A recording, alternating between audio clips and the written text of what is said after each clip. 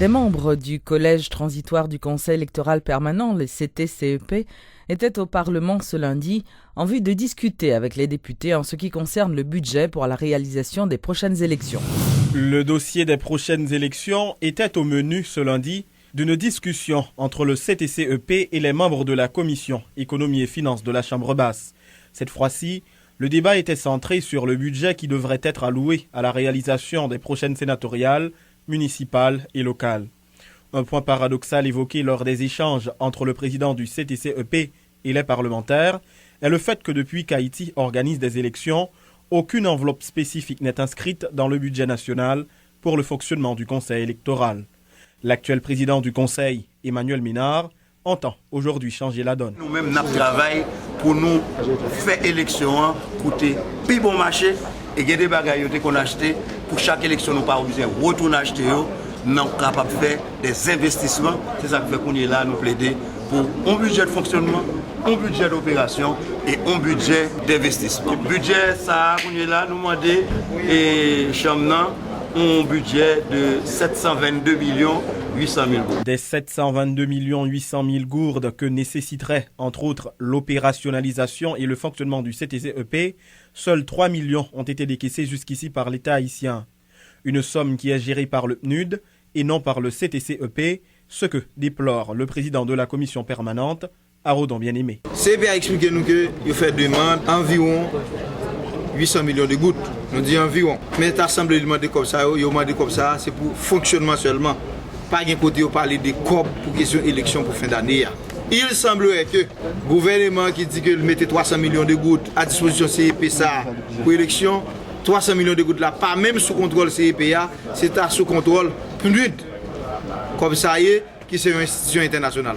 Ça renforce l'inquiétude nous davantage. Les explications techniques apportées par le président du CTCEP amènent le député Arodon Bien-Aimé à conclure que les élections n'auront pas lieu cette année. Mais c'est sûr, si moyen n'est pas disponible, s'il n'y a pas de contrôle rien pour nous-mêmes, Jean-Président parler, il n'y a pas de contrôle rien. S'il n'y a pas de contrôle rien, dans le moment ça qu'on a parlé là, bon, loi électorale n'a pas de contrôle rien, encore il va dans le il va dans le Parlement non plus. Ça c'est sûr, inquiétude a renforcé davantage. Cet entretien entre le CTCEP et la commission économie et finances de la Chambre basse s'inscrit dans le calendrier de rencontres établi par les députés qui entendent passer au peigne fin le projet de loi de finances 2013-2014 qui se monte à 126 milliards et 400 millions de gourdes. La primature, à travers son unité e-gouvernance, a procédé ce lundi au lancement d'une semaine de formation à l'intention des cadres de la fonction publique dans le but d'intégrer les nouvelles technologies dans l'administration. Le coordonnateur de l'unité e-gouvernance, Jean-Marie Altema, a fait remarquer que les participants apprendront à travailler avec le logiciel Microsoft Office 365. C'est vraiment une plateforme qui est intégrée, qui gagne là-dedans les capacités pour que les utilisateurs non seulement aient accès à l'email, capacité pour capable partager les fichiers, un espace de collaboration. Ça veut dire, on dit par exemple, alors dans le cadre de formation, on dit par exemple qu'il y a plusieurs institutions qui travaillent sur le même dossier. Côté que l'une à l'autre capable de partager le dossier ça et l'une capable de corriger et capable de permettre toute modification qui est faite dans le dossier. Donc c'est un espace de collaboration. Et en plus tout, c'est un système qui permet de faire vidéoconférence en dans structure. Ça veut dire, c'est permettre que si vous avez plusieurs monde qui sont capables à l'étranger ou bien en dehors de n'importe quel autre bureau, capables ensemble, Yoshita de façon virtuelle, communiquer. Et ça va porter une efficacité dans la gestion, dans la réponse à besoins que l'institution publique gagne aujourd'hui. L'objectif, nous, c'est déjà former des formateurs. Parce qu'il faut que nous apprenions à faire. Au lieu de nous mettre tout, nous ne pouvons pas former tout le monde, bien sûr. Maintenant, nous choisissons, avec le secrétariat général, en accord avec l'OMRH, il y a un choix qui fait sur 15 formateurs. Et 15 formateurs, ça eux-mêmes, ils vont former d'autres monde dans l'administration publique. Là. Donc, ils vont d'abord former utilisateurs et administrateurs en dans l'institution que vous représentez. Et en plus, tout, nous allons l'utiliser pour que vous soyez capable d'étendre la formation vers d'autres institutions de l'administration publique. Le projet e-gouvernance, c'est accord de don, cap exécuté par une unité en dans primature. Maintenant, après, l'unité a fait travail, le gouvernement va établir un véritable programme de gouvernance. Ça qui parle l'étendre, et ça fait grand pile monde conscient de ça, qui parler de qui j'ai capable de faire pour payer des GIO, qui j'ai capable de faire pour payer au AVCT, etc. Eh bien, tout ça, c'est des bagages qui parlent venir parce que je nous dis là, c'est ce squelette là que nous avons monté qui va permettre que à l'avenir, le gouvernement va dire, dans le cadre de santé, mais ça y est gouvernance, dans le cadre d'éducation, mais ça y est gouvernance, dans le cadre de justice, mais ça y est gouvernance. Et de là, nous constituer tout ça, nous avons vraiment un véritable programme de gouvernance. Le Mexique entend doubler le montant de sa coopération avec Haïti dans les domaines des infrastructures pour les 2 prochaines années. C'est ce qu'a annoncé le chef de la chancellerie mexicaine, Marco Antonio Freire. Le diplomate a indiqué que cette aide devrait atteindre 60 millions de dollars américains d'ici 2015. C'est le premier objectif de l'ambassade, de travailler avec les secteurs privés haïtiens pour identifier les domaines d'opportunité pour amplifier ces relations commerciales. Mexico a l'intérêt de profiter au maximum des opportunités offertes par les marchés haïtiens. Et maintenant, l'ambassade s'est engagée à motiver les agences de promotion économique mexicaines de renforcer la promotion entre le secteur privé mexicain du secteur privé mexicain pour qu'ils puissent venir investir en Haïti. Nous sommes en contact avec l'ensemble des chambres de commerce mexicaines haïtiennes et avec le forum économique du secteur privé haïtien également. Parce que nous voulons identifier les opportunités. Parce que nous voulons identifier les opportunités d'affaires. Pour les entrepreneurs haïtiens d'exporter ces produits à Mexique et pour les entrepreneurs haïtiens d'identifier les produits mexicains qu'ils peuvent acheter pour importer à Haïti.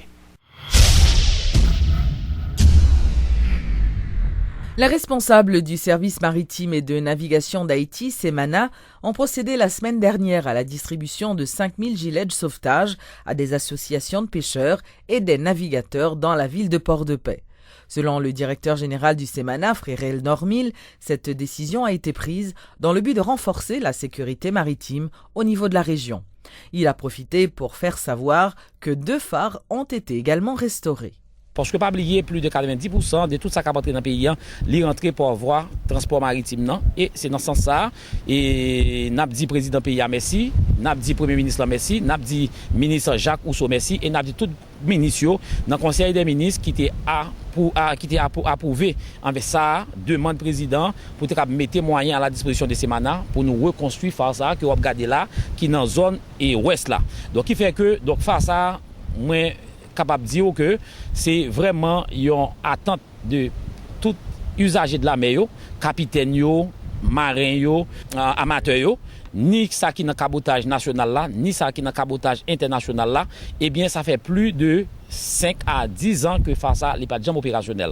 Donc maintenant, nous sommes capables de dire que FASA sont qui au moins à 80 et 85% de réalisation. Donc quand on regarde FASA, il gagne plus de 12 pieds en bas terre et sous terre là nous à peu près 50 pieds sous terre là ça va nous 62 pieds et nous gain structure métallique côté que nous va mettre fort là parce que soit regarder là ça c'est ossature là ça que vraiment les fort là il va l'installer sous des structures métalliques qui au-delà de 10 pieds. Donc c'est dit que donc son phare là qui a terminé entre 70 à 75 pieds de hauteur. Qu'il s'agit des constructions failles, reconstruction qu'il s'agit des constructions chenal d'accès qu'il s'agit des balisages pour eux et bien c'est vraiment un impératif pour l'État haïtien, mettez tout aide à la navigation ça opérationnelle, qu'il s'agit des feux atterrissage, qu'il s'agit des feux porteurs, qu'il s'agit de tout l'autre en service au niveau de aide à la navigation pour Semana Bay, et bien nous dit que sans l'appui du gouvernement central, nous ne pouvons pas faire ça.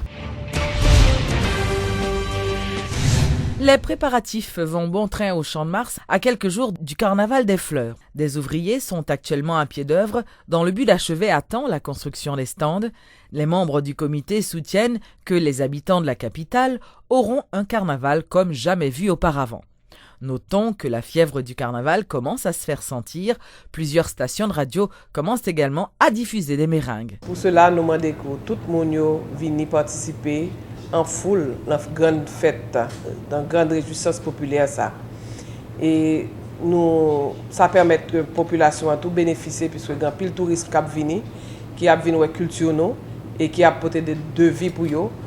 Tout le monde a bénéficié dans sens quand même, puisque les commerçants ont profité, mettez marchandises, mettez nourriture, mettez activités dans la rue pour que tout art culinaire là fait bien. Mais par contre, nous demandons pour un conseil, nous demandons à marchands. Nous disons que pour venir à la mairie, pour venir prendre espace, pour habiliter, pour faire manger. Marchands gagnent des directives que nous allons dire.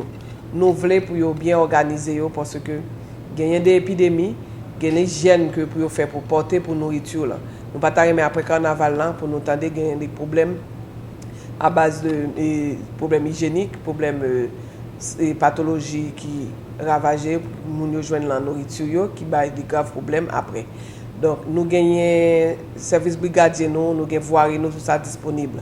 Marchand qui vend boisson yo l'habitude de mettre sur bourrette et a circuler dans tout parcours là nous interdit ça année ça. Pas gain bourrette le carnaval là dans parcours carnaval là. Bourrette yo a camper a mettre même côté à marchand yo on côté bien déterminé pour yo capable vendre produit yo. Après il y a des exitoires, nous pas voulons ni camper l'exitoire yo, ni bourrette ni marchand camper là-dedans pour vendre. Chaque monde a un espace approprié à eux-mêmes pour que toute bagaille a déroulé bien, toute bagaille a fait bien. Rappelons que le rendez-vous au Champ de Mars est fixé les 28, 29 et 30 juillet prochains et les groupes musicaux tels que T-Vice, Jakut No. 1, Barricade Crew, Rock Femme, Karimi, Créola, entre autres, seront présents.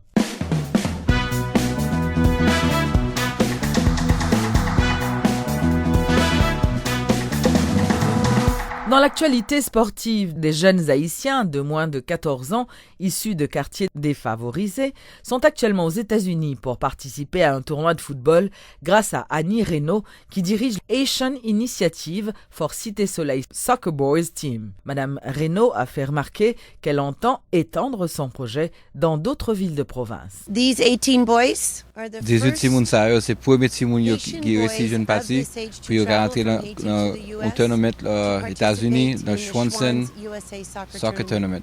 Timoun Sayo était parti en juillet, puis il a participé dans le championnat états-unien, il a rentré 6 août. These boys were chosen through Haitian Initiative, that is the Tony Sané Foundation. Timoun Sayo a été choisi par Tony Sané, qui est un programme dans le Cité Soleil Haïti Initiative depuis 3 ans en Haïti.